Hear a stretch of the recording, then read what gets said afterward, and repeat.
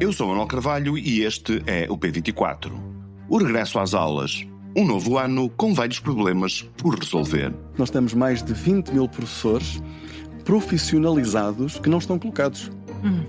E porquê? E os números, que isso acontece? E os números que nós precisamos são muito inferiores a isso. Ou seja, se nós estamos a falar de horários completos, provavelmente temos pouco mais de 1000 se tivermos 1000. Estava escrito nas estrelas. A abertura do novo ano letivo, que hoje acontece em boa parte das escolas do país, teria de ser marcada pela discussão sobre a falta de professores. Na declaração que acabámos de ouvir do ministro Fernando Alexandre, numa entrevista à Antena 1 com a jornalista Natália Carvalho, comprovam-se duas coisas. Que haverá pelo menos uns 1000 horários completos por preencher, diz o ministro, mas, ainda segundo Fernando Alexandre, há uma reserva de 20 mil docentes em colocação a norte do Douro que podem mitigar ou resolver o problema, desde que aceitem deslocar-se para longe das suas residências e trabalhar com horários incompletos. Uma tarefa difícil. A falta de professores, antiga, estrutural e que vai demorar anos a solucionar, é talvez o lado mais visível de uma série de desafios que colocam a vitalidade da escola pública em questão. O sistema, nas mãos de uma classe profissional envelhecida, em muitos casos descrente e desiludida com as condições de trabalho que enfrenta, continua a sofrer o abalo das greves, o desgaste da burocracia ou a pressão de alunos filhos de imigrantes que exige esforço redobrado. Parte das reivindicações salariais foram atendidas, os concursos de colocação não causam a mesma perturbação e ruído de outros tempos, mas casos de indisciplina de alunos ou ameaças de pais aos docentes contribuem para que a percepção sobre o estado da escola pública se agrave. Nas últimas décadas, a escola foi um dos maiores trunfos para a transformação e modernização de Portugal. Mas há muito por fazer. As heranças do passado não foram ainda totalmente ultrapassadas. Ainda estes dias, um relatório da OCDE dava conta que 38% da população do país com mais de 24 anos não passou para lá do 9º ano, um indicador muito abaixo dos padrões europeus. A discussão entre os que defendem uma escola baseada nas aprendizagens puras e duras e os que apostam num desenvolvimento integral continua, e ainda bem. E no meio disto tudo, há centenas de milhares de jovens e pais que torcem os dedos para que a escola pública funcione sem turbulência. Estarão este ano reunidas as condições para esse objetivo? É a nossa convidada para este episódio do P24, Cristiana Faria Moreira, que é jornalista do Público e especialista em áreas de educação. Este é o P24. O seu dia começa aqui. Olá, Cristiana Faria Moreira, muito obrigado por vires ao P24, é um prazer ter-te aqui connosco. A falta de professores continua a ser um dos principais problemas da escola pública em Portugal. Como é que avalias a situação este ano em concreto? Pelos dados oficiais que, enfim, não se conhecem de todo. Há interpretações diferentes entre os sindicatos e aquilo que foi dizendo o ministro, mas como é que tu avalias essa situação este ano? Este é realmente um daqueles temas em que é difícil dar uma resposta assim, taxativa, precisamente pela falta de informação oficial que temos sobre a falta de professores. O que nós sabemos até agora é que o Ministro, e justamente o que disseste, o Ministro da Educação e os sindicatos têm uma visão diferente sobre a situação. O Ministro insistiu ao longo desta última semana que a falta de professores é um problema que está muito localizado nas regiões da Grande Lisboa, da Península de Setúbal e do Algarve. Chegou mesmo a dizer que há 98% dos agrupamentos que já têm todos os professores. Agora, o que os sindicatos dizem é que, na verdade, a situação está pior do que há um ano. Ainda na sexta-feira, a FENPROF fez uma conferência de imprensa na qual estimou que cerca de 93 mil alunos iam começar o ano letivo sem terem professores a todas as disciplinas. Isto é uma estimativa, é feita tendo em conta os pedidos de horários que são feitos pelas escolas e um número médio de alunos por turma.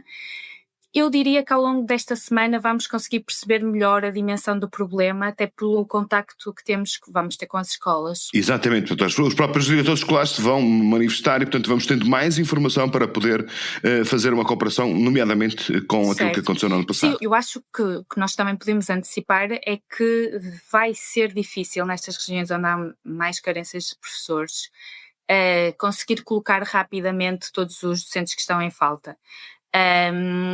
O ministro também tem dito que há milhares de professores no norte e no centro do país que ainda estão sem colocação. 20 mil em 20 mil concreto, foi o não número é? avançado pelo ministro, sim, que os sindicatos dizem que não são 20 mil, mas cerca de 14 mil, salvo erro. Agora, eu diria que será difícil atraí-los para o sul do país, tendo em conta os salários que muitos ganham e aquilo que têm de despender, sobretudo em habitação. E não sei mesmo se o subsídio à deslocação foi uma medida criada no ano passado já por este ministro e que este ano foi reforçado e que pode ir até aos 500 euros. Não sei se isso chegará para convencer os professores. Muito bem, nos últimos anos foi-se agravando uma certa percepção de que a escola pública está minada pela ineficiência, por estes problemas da colocação dos professores, pela indisciplina, pelos interesses corporativos dos próprios docentes, e é provavelmente, enfim, essa percepção uma das causas que explica, ou que pode explicar o aumento da procura nas escolas privadas. Estas questões estão a ser suficientemente discutidas no seio da comunidade escolar? Sentes que há uma preocupação junto da comunidade educativa, principalmente os professores, com o alargamento desta percepção? Quando vou às escolas eu sinto que há essa percepção, eu acho que há essa consciência.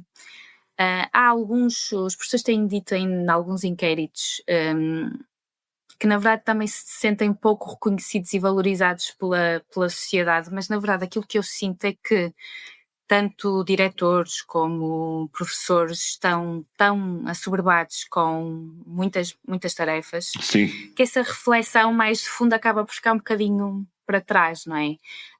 O que se percebe também é que as escolas têm hoje desafios talvez mais complexos do que aqueles que tinham há uns anos. Esta questão da integração dos alunos estrangeiros, por exemplo, até a própria questão à volta da tecnologia, das redes sociais, o que isso provoca também em alguns comportamentos dos alunos. Se calhar muitas vezes não sabem como gerir esses comportamentos, as questões em disciplina. Eu acho que todas estas questões criaram problemas mais complexos às escolas. E acho que também não ajuda lá está, uma classe que está muito sobrecarregada, que se diz cansada, que está bastante envelhecida, como sabemos. Apesar de tudo, eu acho que as escolas, e nós muitas vezes visitamos essas escolas, que continuam a fazer um bom trabalho. Sim, eventualmente uma grande percentagem das escolas da rede pública continuam a fazer um trabalho absolutamente extraordinário, não é? Uhum. Mas há aqui um ponto que, por acaso, ainda pensei nisso estes dias. Há uns meses, numa entrevista com um investigador da área da educação, o Pedro Freitas, nós falamos justamente desta questão da escola pública estar a perder a diversidade e de como isso põe em risco a própria qualidade da escola pública. Mas estás a falar de diversidade de alunos, estratos sociais, de diferentes estratos sociais. De diferentes contextos, e no fundo isso gera ali um círculo do qual é difícil sair, não é? As escolas perdem diversidade, depois há pais que isso pode provocar ali uma redução ou uma degradação do ambiente ou uma diminuição dos resultados escolares. Depois há pais que podem ficar mais desconfiados com em relação à escola pública e se puderem podem passar os alunos, por exemplo, para o privado. Eu acho que na verdade é um tema a que temos todos de estar atentos. Muito atentos. Falaste já aí a questão das redes sociais, isso portanto leva-nos até aos smartphones. A proibição de smartphones até ao segundo ciclo e as novas aprendizagens na disciplina de cidadania e desenvolvimento parecem ser as principais mudanças que aguardam pais, os professores, enfim, toda a comunidade educativa. São mudanças que vão colocar novos problemas, exigem preocupação por parte da escola ou dos pais, ou tu achas que a escola vai conseguir gerir isso com tranquilidade e pacificamente? Eu não diria que exigem preocupação e acho sinceramente que as escolas vão conseguir gerir estas mudanças. No caso dos telemóveis, há escolas que já proibiram o uso sobretudo dos smartphones nos recintos escolares já no ano letivo passado, seguindo aquela que tinha sido a recomendação do governo. Algumas já tinham proibido há mais anos. Eu recordo que nós estamos aqui a falar de uma proibição para os alunos do primeiro e segundo ciclos, ou seja, são alunos ainda até aos 12 anos, ainda alguns provavelmente não teriam ainda telefone. Agora, a medida não foi consensual, uma vez que há quem defenda que a proibição não deve ser o melhor caminho, ou melhor, não é o melhor caminho e que se deve apostar antes na educação. Eu estou também curiosa para perceber como é que as escolas vão, no fundo, fazer esta monitorização, porque pode ser mais complexo em alguns contextos, porque há escolas que têm segundo e terceiro ciclo, ou seja, Exatamente. vão estender a proibição a esse ciclo. Também acho que é interessante, também depois será também interessante perceber se de facto a proibição vai ter reflexos no comportamento e no aproveitamento dos alunos. O Governo também já disse que queria estudar isso.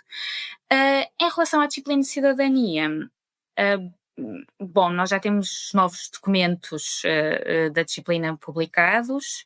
As escolas creio que vão ter agora até ao final do primeiro período para organizarem a disciplina, ou seja, decidirem a que temas querem dar mais importância.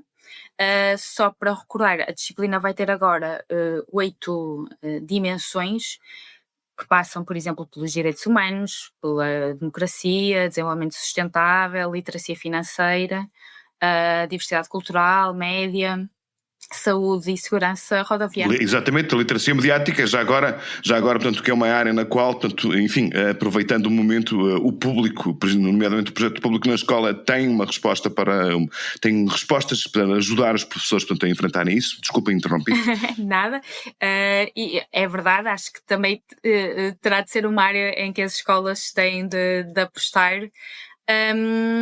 Pronto, as primeiras 4 dimensões de que falei vão ser obrigatórias em todos os níveis de ensino, e em relação aos outros 4 temas, as escolas vão poder decidir em que ano é que os querem abordar. Agora, depois de toda a polémica, estes documentos orientadores, há neles de facto algumas referências à educação sexual, sobretudo no domínio da saúde e dos direitos humanos, mas, por exemplo, há questões relacionadas com a identidade de género que foram retiradas, não é? O ministro ainda disse isso na semana passada, que praticamente tinham sido todas retiradas. Vamos ver agora como é que as escolas também se vão organizar. Dentro da sua autonomia podem de alguma forma falar sobre estes temas, os professores, como é evidente. Uma última questão, Cristiana, um dos maiores desafios com que se confronta a escola pública, tu já o referiste, aliás, é o crescimento dos alunos estrangeiros. O Governo vai respondendo a estes desafios com o aumento do número de mediadores culturais. Aquilo que está a ser feito é suficiente para integrar devidamente esses jovens que em muitos casos, na maior parte dos casos, eventualmente não falam sequer o português? Eu diria que só o aumento do número de mediadores não é de todo suficiente. Mas deixa-me também recordar que esta foi uma medida criada, na verdade, este ano, só neste ano civil, não é só a partir de fevereiro, março, é que as escolas começaram a ter estes mediadores assim de forma mais sistemática.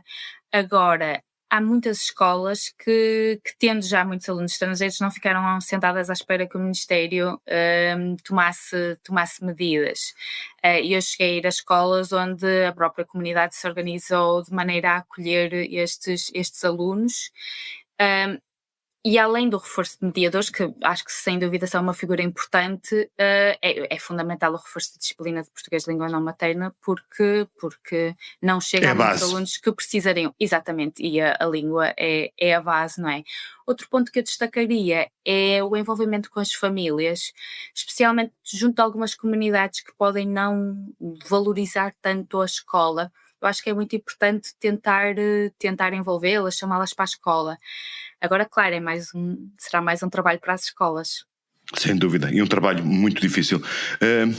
Cristiana, muito obrigado por teres vindo ao P24. Foi um prazer ter-te aqui connosco. Obrigada. Dá-me vontade de te ter a meu lado, vendo-te olhar para mim. Há textos que, quando não são lidos no dia, têm de ser recuperados, porque são claros e lúcidos, porque nos ajudam a pensar, porque da sua leitura resulta não apenas prazer intelectual, mas também conhecimento. Um desses textos foi assinado por António Guerreiro, no Y da última sexta-feira, e é um reflexo sobre o uso da mentira na política contemporânea. Mentira, que é também o título do tema belíssimo de João Pedro Paes, que escutamos no início desta peça. O ponto de partida da reflexão de Guerreiro são as declarações públicas de Carlos Moedas na ressaca da tragédia do Elevador da Glória. O título é O Falso Moedeiro.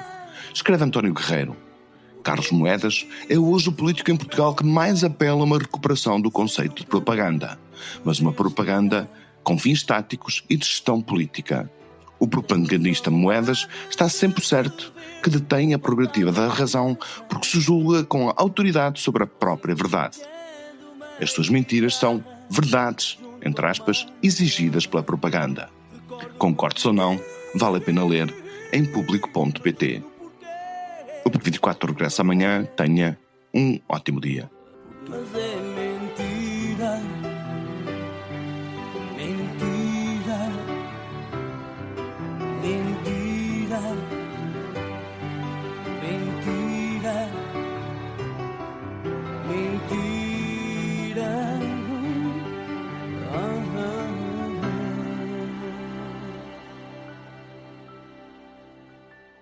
Para não perder os novos episódios, subscreva este podcast do Público na sua aplicação preferida.